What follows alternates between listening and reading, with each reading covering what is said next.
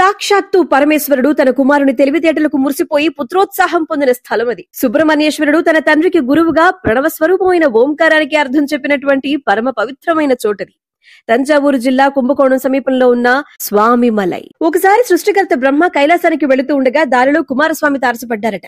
కుమారస్వామి ఊరుకోక దేవతలకు సైతం అర్థం కాని ప్రశ్నను అడిగారట ప్రణవ మంత్రమైనటువంటి ఓంకారానికి అర్థం చెప్పమని. దేవతలెవరూ కూడా సమాధానం ఇవ్వలేక అయోమయ స్థితిలో ఉండిపోయేసరికి బ్రహ్మదేవుడు కూడా జవాబు చెప్పలేకపోయేసరికి ఆయన్ని బందీ చేశారట కుమారస్వామి. దాంతో సృష్టి ఆగిపోయింది. దేవతలందరూ వెళ్లి పరమశివునితో మొరపెట్టుకున్నారట.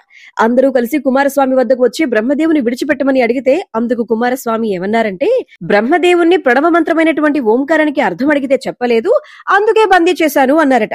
పరమశివుడు కుమారస్వామిని, మరి ఆయనకి తెలియదని చెప్పి బందీ చేశావు, మరి నీకు తెలుసా అని అడిగితే, నేను చెప్తాను అని అన్నారంట. మరైతే అత్యంత గొప్పదైన ప్రణవ మంత్రానికి అర్థాన్ని బోధిస్తున్నాను కాబట్టి నేను గురువుని, నువ్వు మరి అత్యంత భక్తి శ్రద్ధలున్న శిష్యునిగా వింటాను అంటేనే చెప్తాను మరి అనేసరికి ఇంకేముంది, కుమారుడు గురువయ్యారు, తండ్రి శిష్యుడయ్యారు.